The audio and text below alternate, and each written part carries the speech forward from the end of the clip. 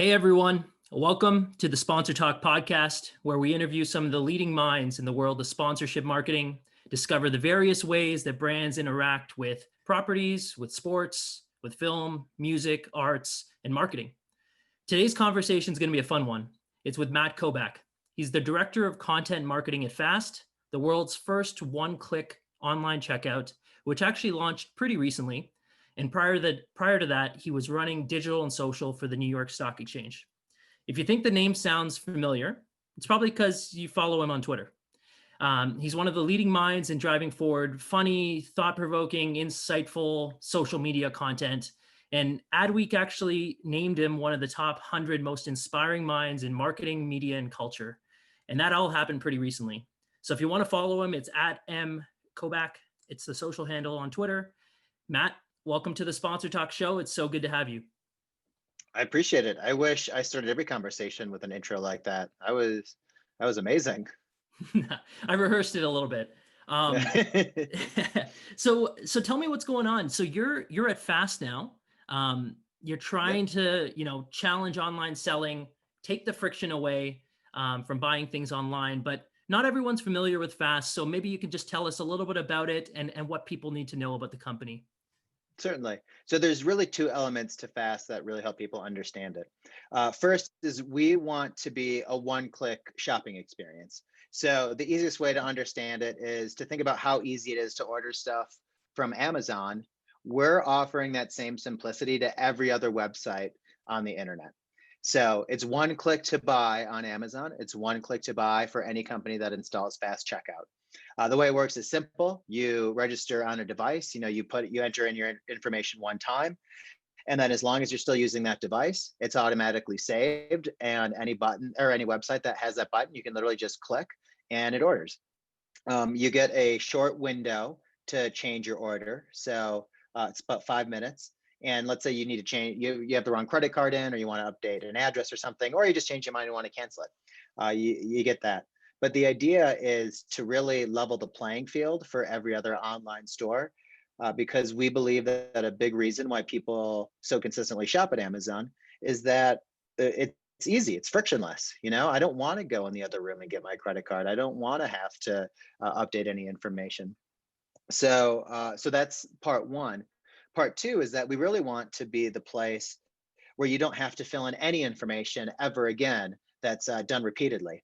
Hmm. So it's not just for checking out, it's for anything that ever asks for information that you've already entered in somewhere else. So we really want to be the one place where you can store a bunch of your information, and then any website that installs its fast login is the other product, Hmm. that you don't need a password, you don't need to enter in your address, you don't need to enter in your email, like none of it. And you can kind of extrapolate of what that might mean in the future. But the Hmm. idea is that stupid. Why are we still filling out forms in 2020?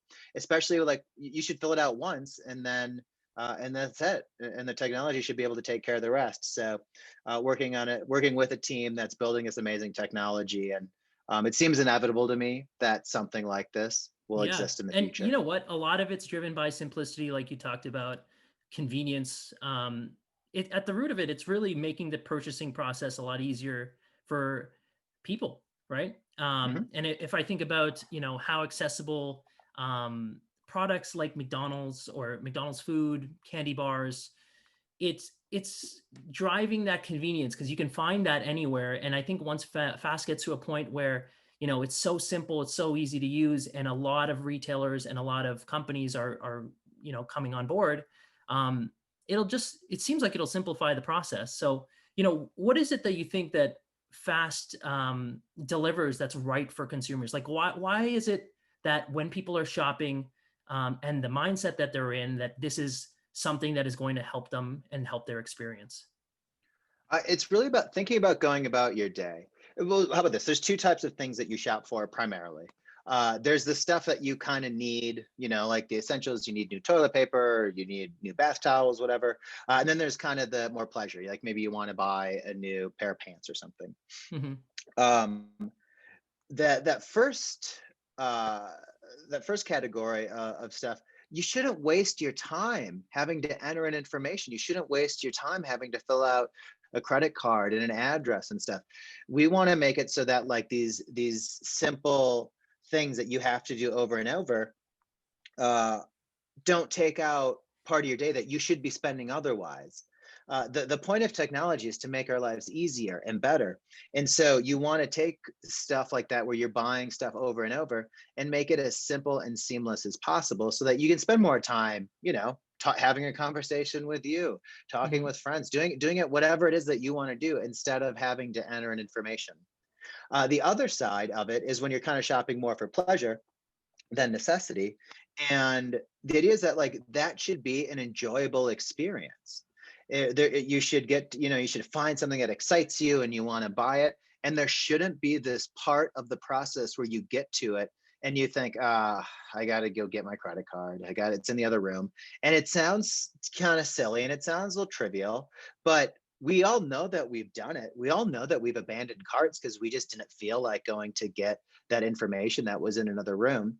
So we want to make this experience a really enjoyable experience, which is what every store, every person who sells anything wants to do. You want to make it pleasurable from the discovery to purchase, or discovery to when you actually have it in your hands.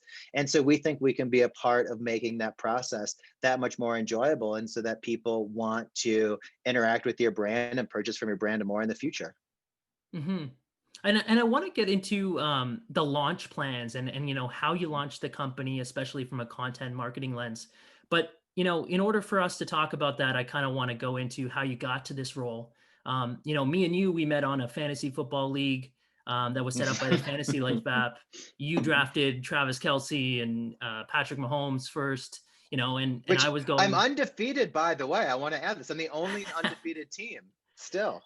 Hey, listen, and I'm 2 and 4, and I'm slowly rising. So, you did something right, right? So it's I'm glad we met because you're certainly someone I wanted to bring on the show. But then as I was digging a little bit deeper into your profile and your LinkedIn page, I noticed one of the first lines in your summary was, you pursued a PhD on predicting how people use social media, and that was in 2007.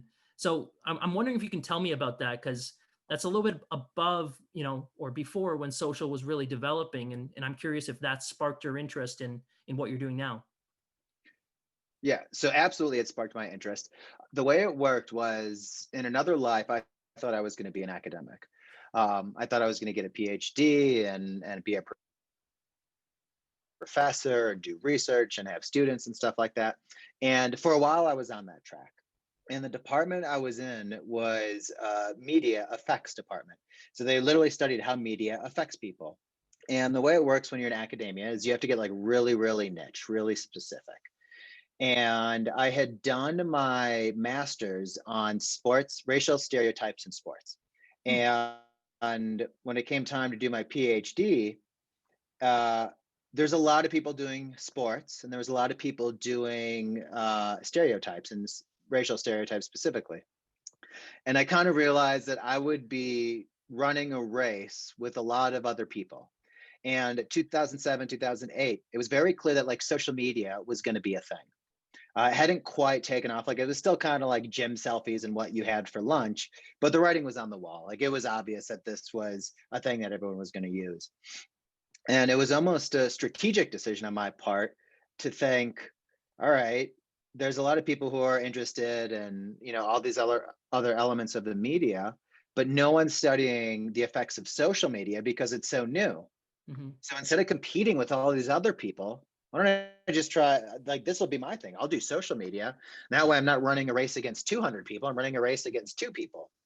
And so that was how it started. And what's funny is I think I stumbled upon it, but it's almost the secret to life where if you want to be successful, one way to do it is to remove competition.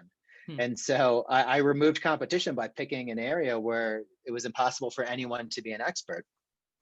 So I did that for a few years. And the catch was social media was moving so quickly that it was hard to write a dissertation on it. It was hard to make predictions because what I would do is I would set up an experiment and say, and make up like a mock profiles and mock timelines and stuff.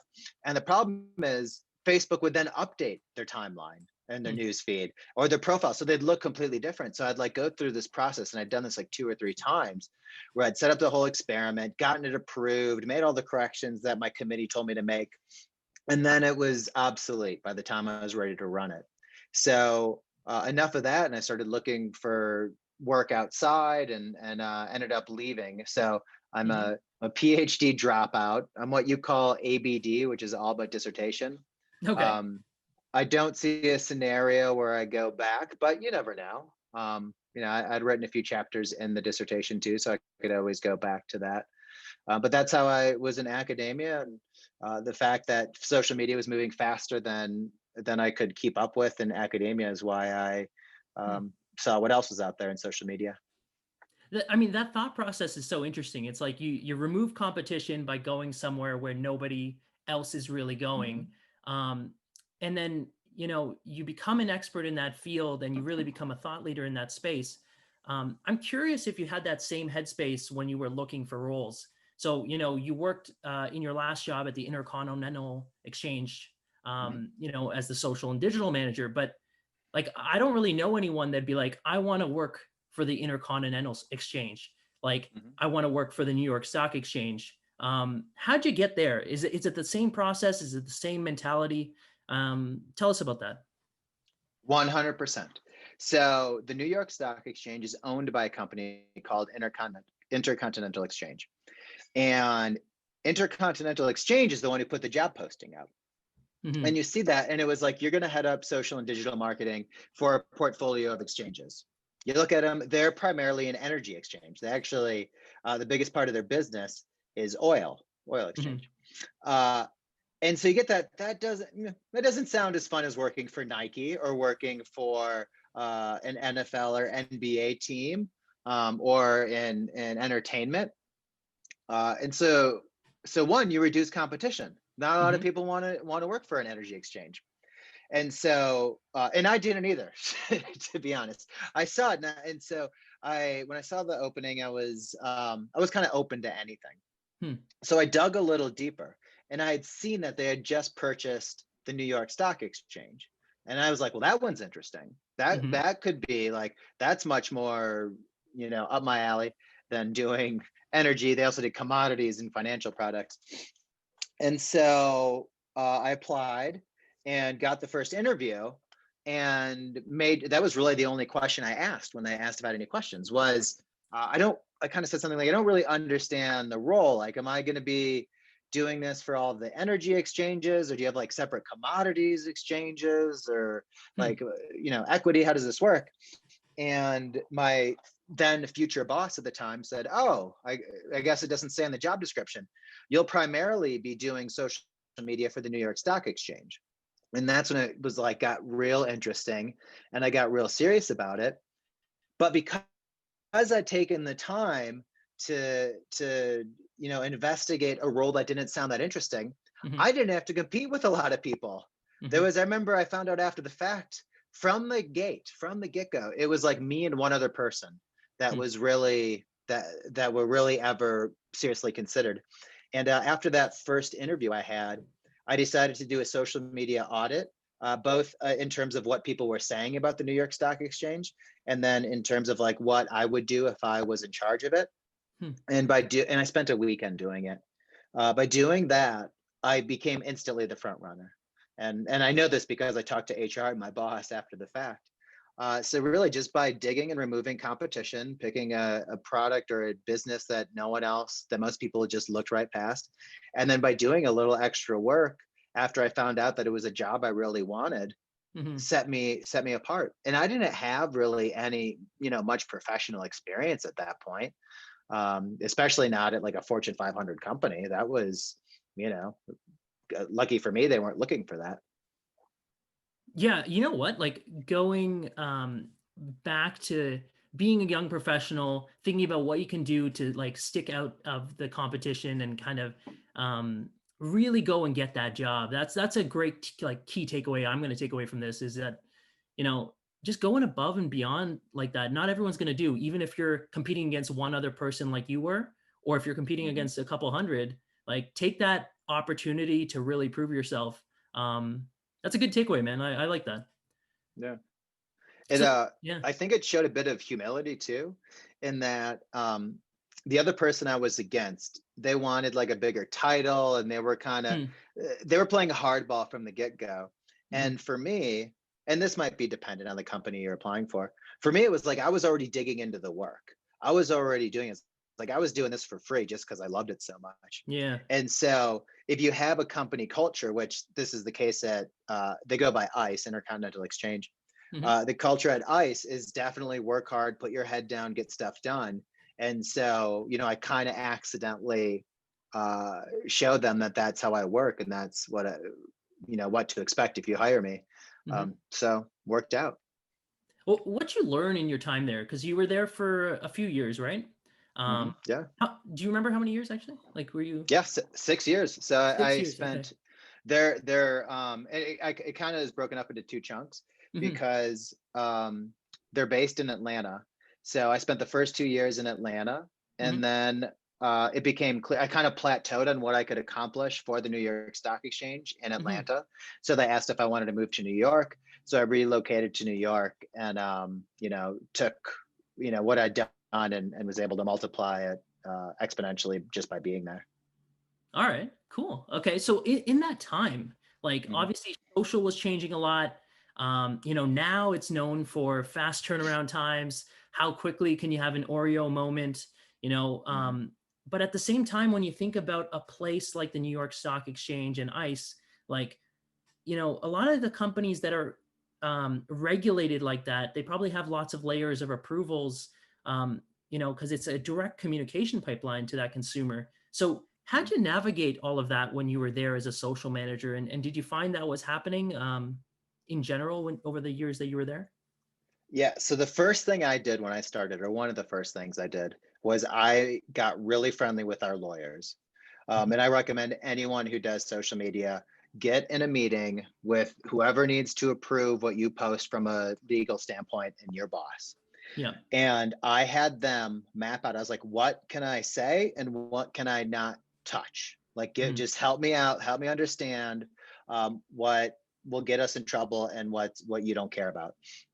And so by having that be very black and white, and they made it explicitly clear, like Mhm. it was very obvious to me. And so once we were able to do that, then I was able to go to my boss and say, all right, here are the things that we can't touch, won't touch. I'll never even, I'm never even going to suggest it. Don't worry about Mhm. it. And here are the things that are completely safe. Give me autonomy on the stuff that's safe. Like, let me, like, you hired me to do this job. Let me just go out and I'll push this. And so there was no approval. Mhm. Didn't need anyone. And I think approval is a really, too many layers of approval is a really great way to kill any personality in social media and to not react soon enough. And so I pitched my boss on this idea. Lucky for me, she trusted me. Lucky for me, she thought I was senior enough to handle it. Mhm. And that's really how that evolved. And so then when I was going on to next roles, or when I, had different bosses, that stayed the same. It was like, we cannot be successful if we get in our own way.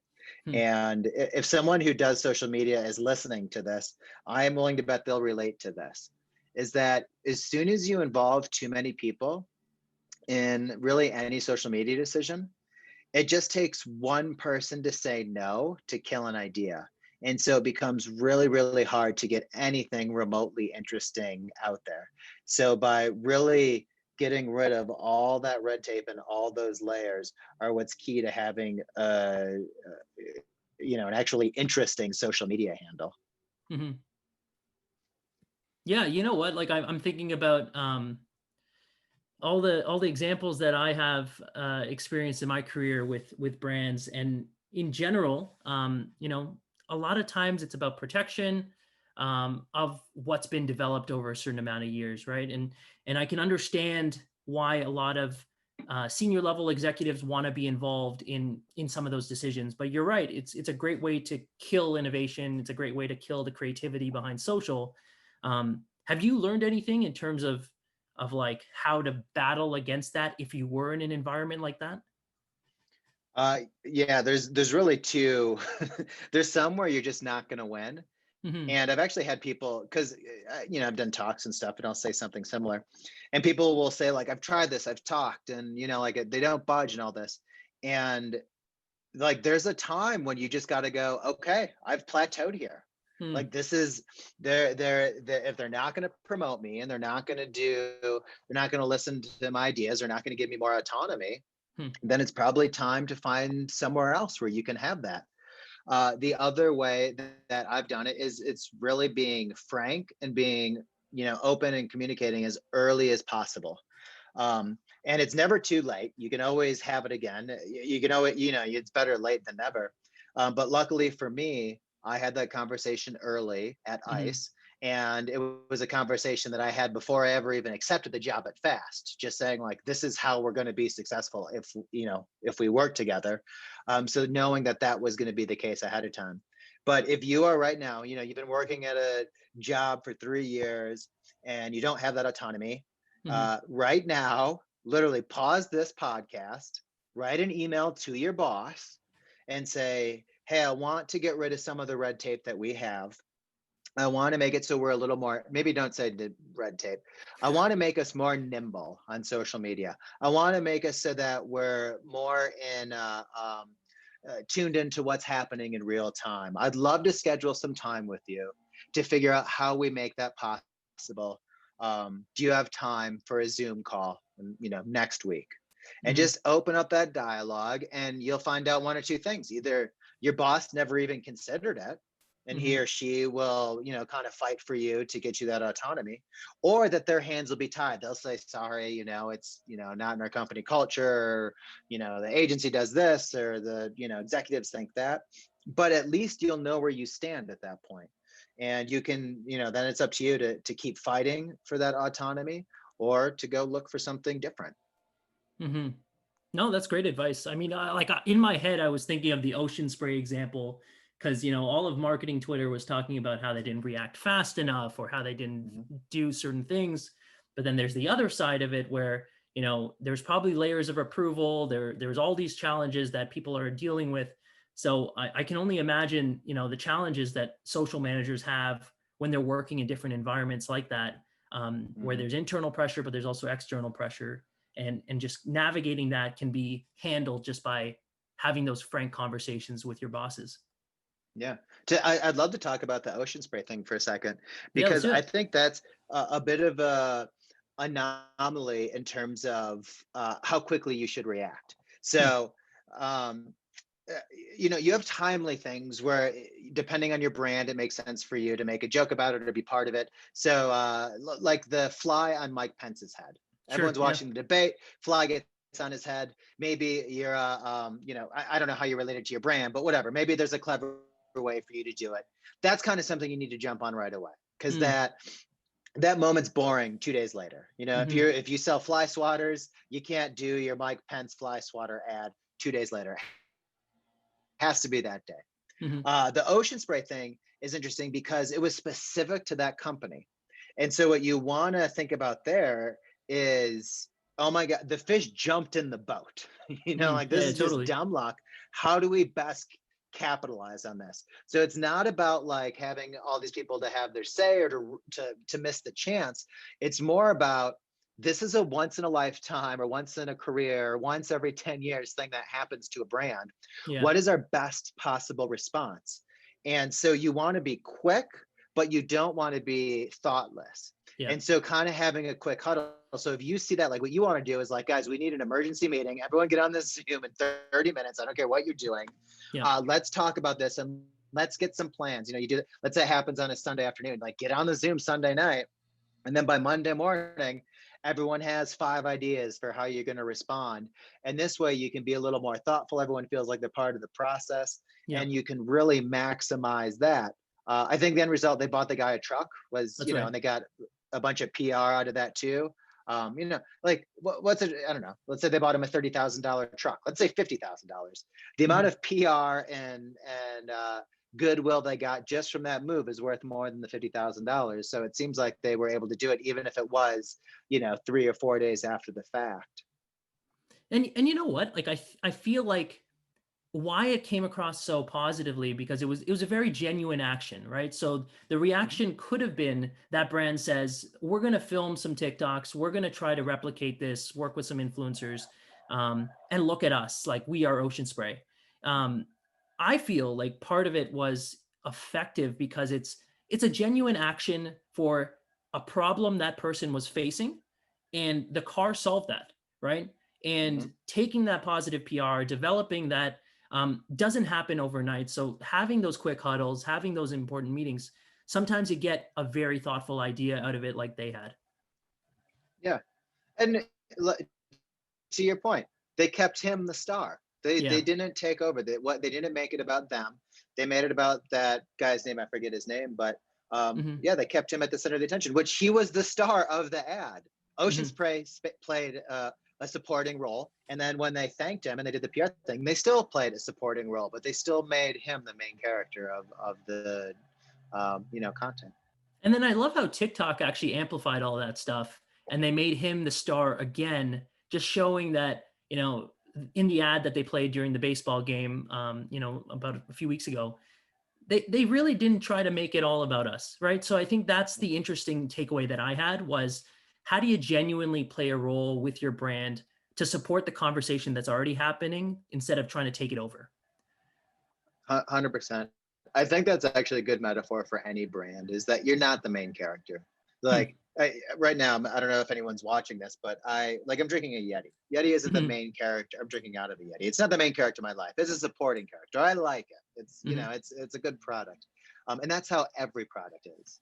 And so to think about your products that way, you got to think about the emotional elements. You got to think about how they support a certain lifestyle, or just trying to get certain things done.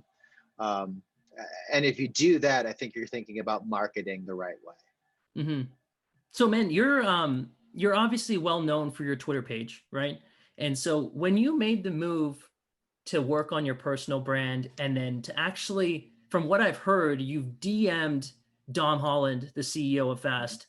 And when you messaged him on Twitter, you just wanted to learn about the company, but then I think 6 months later, it actually helped you land a job. Like, what was the thought process behind that? And were you building your personal brand all throughout your experience, with the New York Stock Exchange? And why did you prioritize it? So I only started getting active on my personal Twitter, or I should say deliberately active. It was like in April or May of last year. So we're at like a year and a half, maybe a little longer. Hmm. And that was, and I had used it before, but never to kind of like share the way that I thought. And so I made the decision, like, I'm going to share my thinking on Twitter. Hmm. And there's a couple reasons. Like one, it was like, let's see if I wanted to apply everything I knew about social media to a personal handle, Hmm. from a standpoint to a personal handle. I just wanted to, I kind of treat it a little bit like a diary. If you see a lot of the stuff I post is in the second person, and I don't actually do that as a way to like tell people what to do. It's actually a way to tell myself. I feel to follow my own advice better when it Hmm. sounds like it's in the second person. It takes some of the ego out of it, and that it's just unbiased advice for how to live. Hmm. And I just kept doing it, and and it just kind of worked, and it resonated, and I think I was fortunate enough to tap into, at least from a marketing or social media standpoint, into some of the things that people were feeling but hadn't really necessarily expressed. Hmm. Like there's a lot of misconceptions about what it means to be social, to work in social media, to post social media, what effective social media is.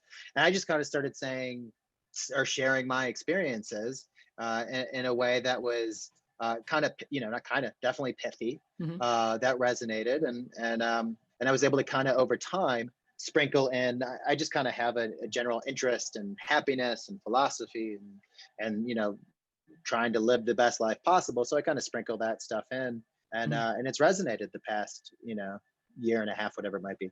To your question about messaging people and building a brand to kind of figure out what's next for me, the way it worked with Fast was, I had decided, so I was still working at the New York Stock Exchange at the time. I Hmm. had decided that I wanted my next role to be at a startup. I got that in my head, and there was no getting it out. It was like I was just determined, like that was where my next landing spot was going to be. I wasn't going to work at an agency. I wasn't going to work at a big corporation. Mm-hmm. And so, for like uh, for like 2 years, maybe not quite that long, but close to it, I was looking, and I decided to start like I wanted to like build a network in that world, in that space. Mm-hmm. And so there was no way I couldn't just go message people and say, hey, give me a job. Like that was just, no one likes that. Or like, let me pitch you on what I can do. Mm-hmm. So I decided, and also too, that's not really a good way to get into that community. So I decided, what I'm going to do? Instead of pitching myself ever, I'm never going to do that. I'm going to go and I'm going to find companies, startups that I think are doing interesting things. And I'm going to reach out to the CEO and I'm going to see if they just want to have a conversation with me. So I literally did that dozens of times. I just found, because most CEOs tend to be on Twitter, especially in startups, and they tend to be pretty active there. And so I would just DM them and say, hey, I just read about your company, or, this, however I found out about it. I'd love to talk about it for 30 minutes. I just want to learn more. Like that's all I got. I work at the stock exchange. Here's what I do. Didn't ask for anything. And what I found was that, when you're a CEO, when you're a founder of a company, that is your baby. And everyone likes to talk about their baby. You want to make an instant friend with someone, say, show me your baby pictures. And if you have a pet, it's, oh my God, I love your dog. Yep. Same idea. You take someone, your company sounds so interesting. Will you tell me about it? I got 100% success rate. Every single founder did that. Now, I picked early stage startups. I wasn't going to Brian Chesky of Airbnb and calling that a startup. I wasn't, going to Travis Kalanick and saying, this Uber startup you have here. They were very young companies. And so what I did was I started talking to them. They start following you on social media. You see who they follow. You see the VCs they're following. And all of a sudden, you're kind of having conversations in this world now that you weren't having otherwise. Mm-hmm. And that's exactly what I did with Fast. I remember when I heard about Fast, I thought, that's an interesting idea. I'd love to learn more. So I DM'd Dom and pitch. I was like, do you have 30 minutes to talk about Fast? He said, sure. Told me about it. And once I understood the full vision, it was very clear to me, like, oh, this is a problem that someone is going to solve on the internet. Someone will solve this problem. I don't know that it's Fast, but I know that they're the only ones completely dedicated to it right now. And so I ended the conversation with, if you ever need help with marketing, let me know. And so that's when you fast forward 6 months later, and he messaged me and he said, hey, I'd love to tell you about where we're at right now. We're starting to build out our marketing team. I'd love to have a conversation with you. I said, yeah, of course, let's do it. And this was a Friday. And I think it was only a 30-minute call. He tells me everything. And he ends the conversation with, well, do you want to join? And I didn't know, like, I didn't think this was a job interview or anything. I thought he was just giving me an update on Fast. Yep. And I said, I have a few questions. Let me email them to you. Yeah, it's like I didn't come prepared to this. For it's like, do you have any questions for me? Cool, just tell me everything about Fast. And so I emailed him the questions that night. He replied, I think Saturday. By Sunday, he sent me an offer, and I think by Tuesday morning, I'd signed it. That was fast. It was fast. That is definitely a joke. Well, what's funny too is I realized one of the ways that startups, because startups are definitely a different beast than corporations. And one of the keys to success at a startup is to make fast decisions. I've learned that there's 3 different types of decisions you have to make. You have the decisions that you need to outsource to someone else. And that just really means hiring someone, usually. So you have the ones that other people need to make. And then you have the ones where it doesn't, you need to make the decision quickly. And then there's the decisions where you need to take your time and think about it. And you only, have enough room for like 1 or 2 of those, maybe a day, and maybe even only, 2 or 3 a week. And so to figure out what decisions you need to make fast and to get going. And he had made the decision that he wanted me at the company. And so then every other decision kind of after that with me was quick. It was like, yeah, here are the answers, here's this. And so you realize that like speed is such an advantage, even in decision making at a startup. Yeah.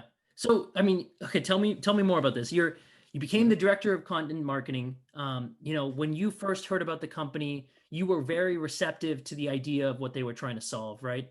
Mhm. Now, in your shoes, as you've launched the startup from a marketing lens, how are consumers being receptive to the idea? Are they falling in love with it from a content perspective, or do they really love the concept?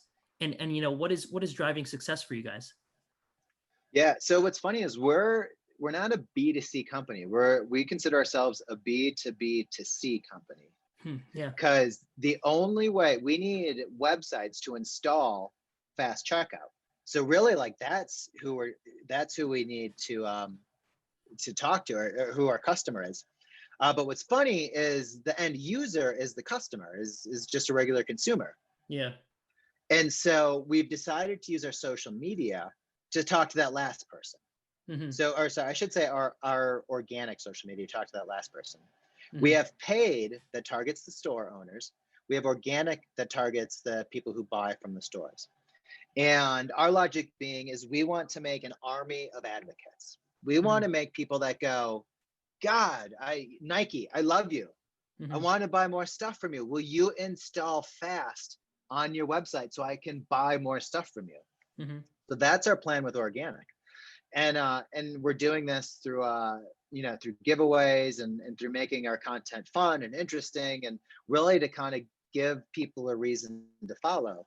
A good example today is we launched, and maybe this dates this depending on when you're listening to it, but we Yep. launched a campaign with Solo Stove. So Solo Stove is this really cool campfire. um, it's like a all contained unit, and you just put some wood, fire stuff in there, and you got a campfire wherever you are. Hmm. Well, maybe not if you're not in New York City, but anywhere you are where it's legal to have a fire. It's this really cool thing. And so we filmed a video of it. They just installed fast checkout. We filmed a video of it, and so right now we're giving away Solo Stoves to groups of friends, because the whole point of like a campfire is like you're with people you care about. Like no one goes to a campfire with strangers or people they don't like. You're there with your friends or your family. Hmm. And so we're doing this giveaway where you and your group of friends get to win a Solo Stove, and it gets people more excited for fast. It gets people more excited for the product, and we want to just like our plan now is to roll this out for any kind of brand, where you've got people that are excited about the brands that use fast checkout, and the brands that don't use fast checkout. We've got an army of people begging these companies to install it on their website. Yeah, it makes a lot of sense because you really need the consumers to be passionate about the brand to ask those stores, those local store owners, or those companies to have fast. And then at the same time, you need those companies to be aware of who you are. So using paid and using organic in different ways solves two different issues, but they're both equally important. Yep.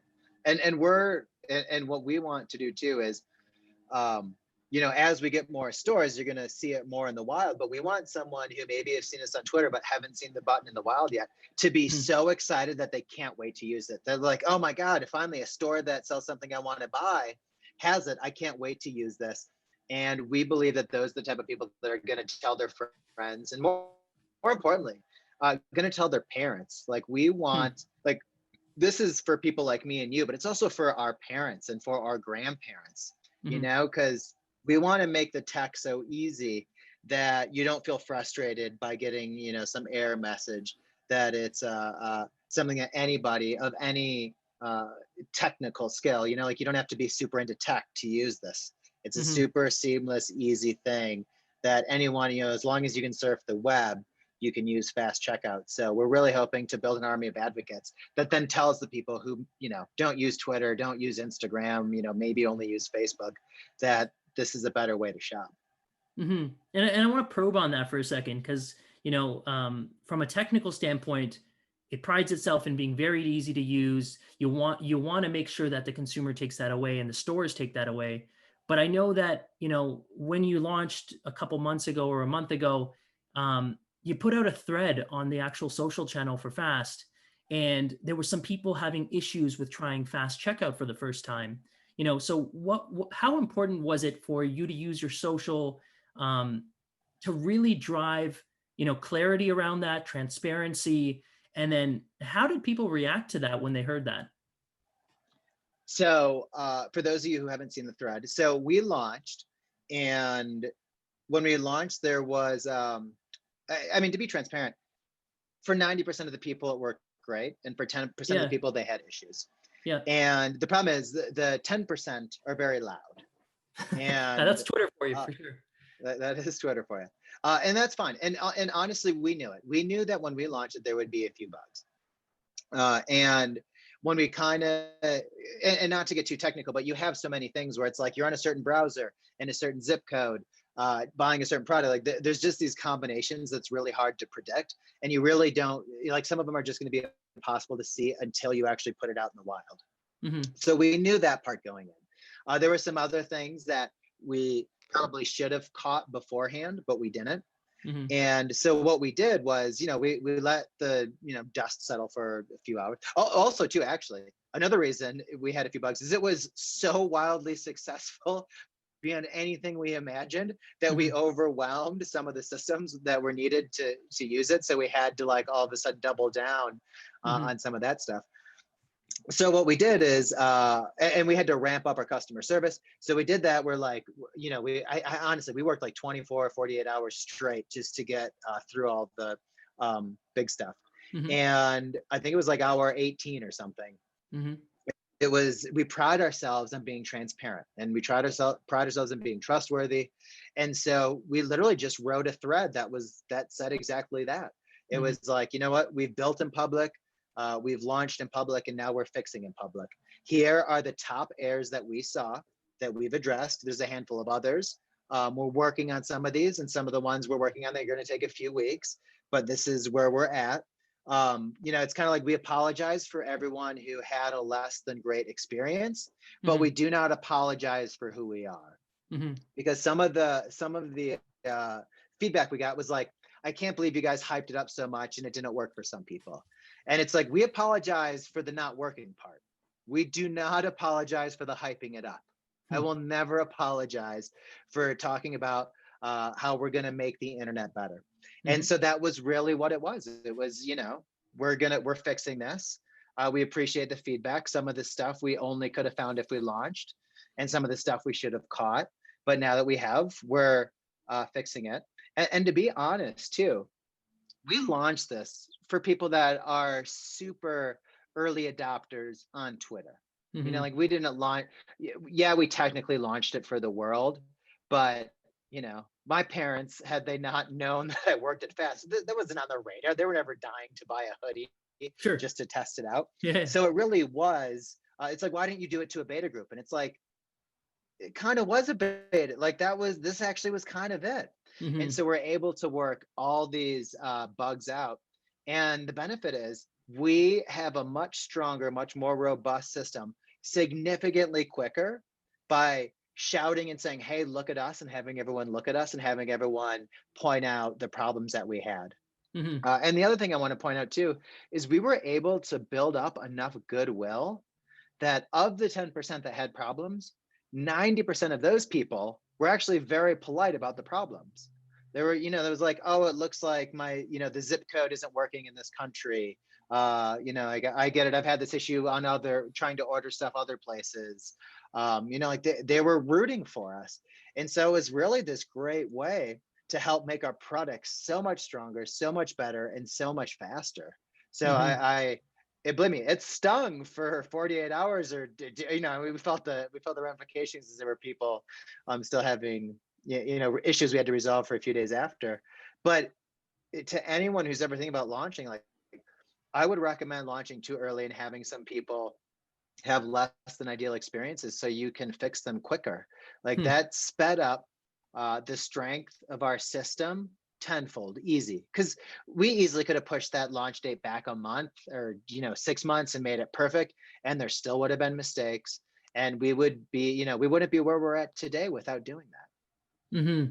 And the way that I look at it is, if you had 10% of people being very vocal about their experience, part of it is you've successfully built a community of people that are interested in your brand, right? And so the fact that they're willing to try it out, the fact that you've taken a company that was very low awareness to something that has advocates, whether good or bad, from their experience the first time, that's a positive thing. And I take that away as a positive for sure. Agreed. I honestly, this is kind of maybe, like bulletin board material if you're in sports. Hmm. And this is just me personally. I haven't talked to anyone else in the company about this. But one way that I look at it it's the 10% of the 10% who are kind of mean and nasty about the launch. Like, Hmm. I can't wait to prove them wrong. I can't wait to be like, wait till you try this again.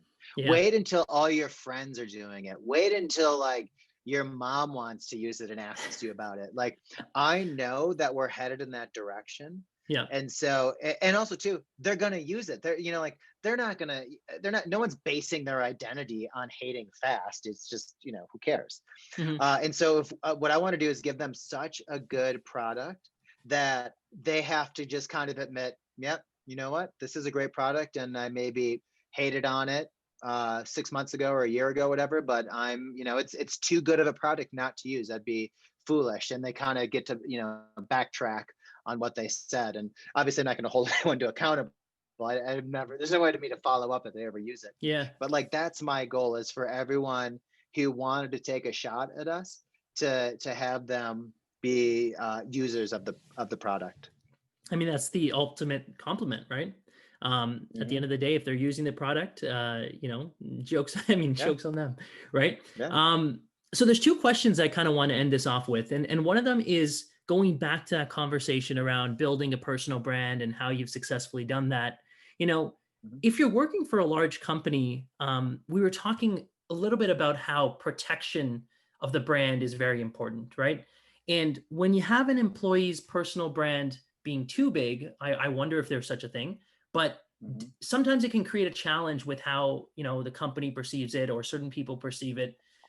I am on the other side of the spectrum where your employees are your biggest advocates. They should be your voice. They can be an extension of the company's voice. What's your take on that as a whole, especially with larger companies? And how'd you convince, whether it be the New York Stock Exchange or Fast, to let you be an extension of the company's voice on social? For Fast, I don't want to speak for Dom, but I have this suspicion. I Yeah. think he hired me to be an advocate for Fast. And as you see me here wearing my Fast hoodie talking about Fast, it worked. Uh-huh. I think Dom and people like Dom are, uh, you know, 2, 3 years ahead of where this trend is going, where you don't want to silence your employees, you want to empower your employees. Hundreds of Mhm. thousands of people have now heard of Fast because he hired me. And I don't even mean it as like I'm some great marketer. I just mean it as that I have an audience where you get that kind of reach. So why would you not empower your employees to do that? So I tend to Mhm. be of the opinion that like this is inevitable. And I made this prediction, God, maybe like a year ago, and I still think I'm several years away from it actually being true. But I don't get why brands don't either hire influencers to work full time or develop their own internally. Hmm. Like, to me, it makes so much sense. You should empower. You should give them everything they need, because it's no different than a spokesperson.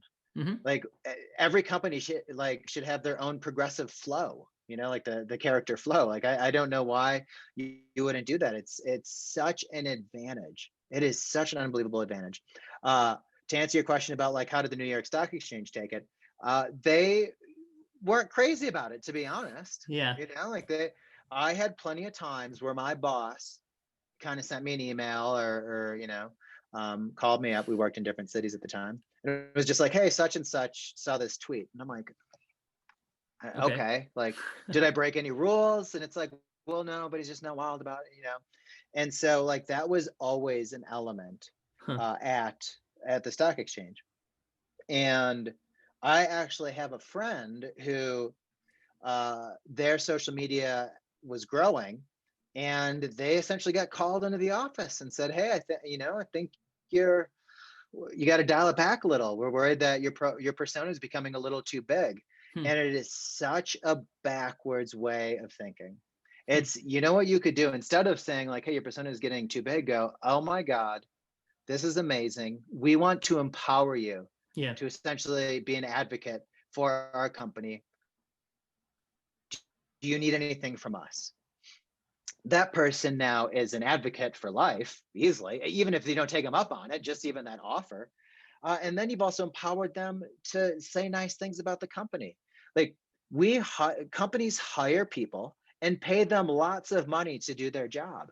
And Mhm. so you just have to trust someone that if you're paying them, that they're bashing the company, that they're not saying things that they shouldn't say.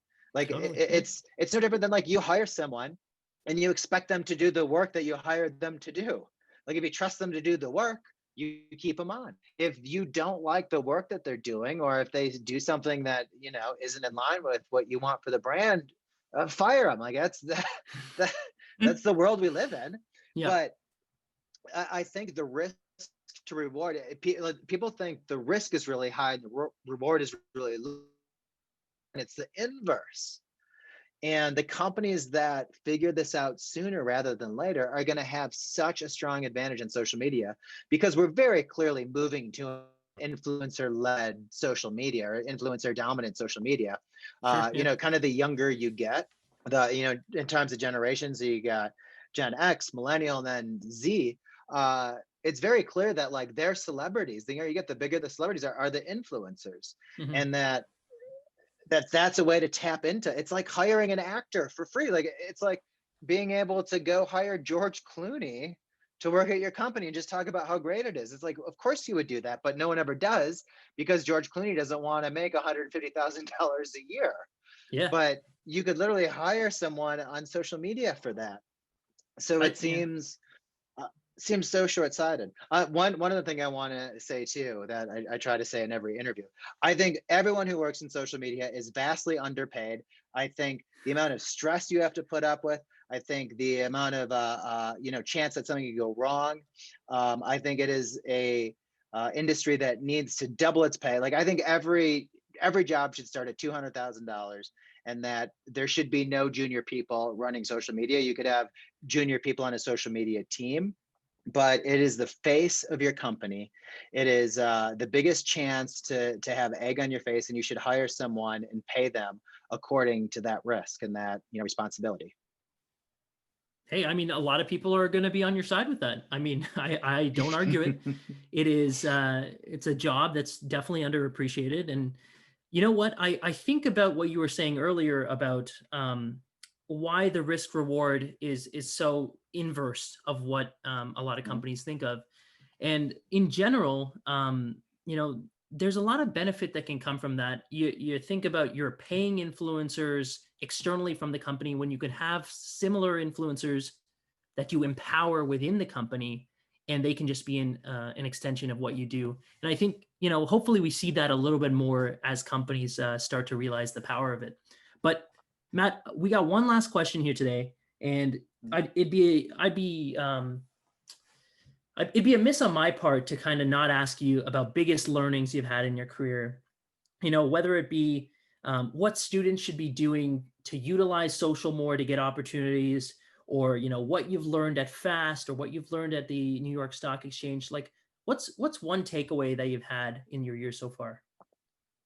The biggest one is build your network. The best way to get a job is through someone knowing that a job is available. I never want to apply for a job again, because it is a horrible process. You're already behind the eight ball. And the way to avoid that is to start meeting and interacting with as many people doing what it is that you want to do. And so I'm such an advocate for Twitter, because I actually think out of all the social media platforms, Twitter is the best for actually networking. Hmm. And networking is not, here's my business card. Networking is not, oh, here's what I'm good at. Let me know if it fits any roles you're trying to fill. Networking is developing a relationship. Me and you have a network now. Me and you have a relationship now. If ever it became a scenario where one of us was looking to fill a job, or one of us needed a job, like we could legitimately reach out to the other person and Totally. have perhaps something available to us. And so that's what everyone needs to do. And you can't network with people above you. I think the mistake people make is they go, oh, network, let me go find these CEOs to do that. Hmm. You're not a CEO. You're not in that world. What you need to do is find your tribe of people that are doing the same thing you are, similar thing you are, that are about the same level. And that's how you all of a sudden pour gasoline on your career. So if you have to do this through friends, if you have to do this through, work and networking events or Twitter, whatever it is, figure out how to do that.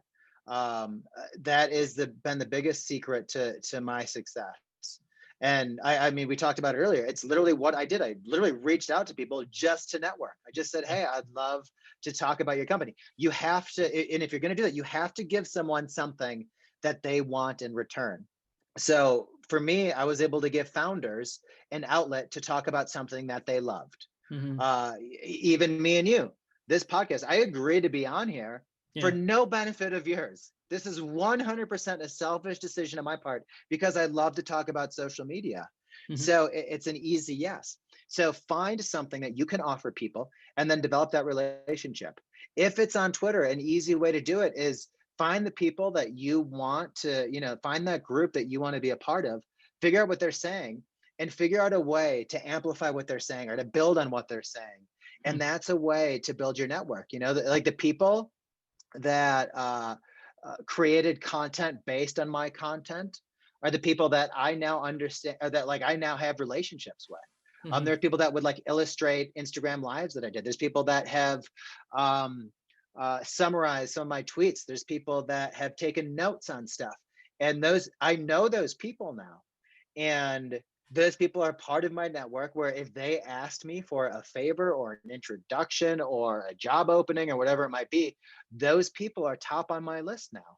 Mm-hmm. And it's just human nature. So get as big of a network as possible. And if you say, I don't know who to start with, I don't know anyone, you start on Twitter.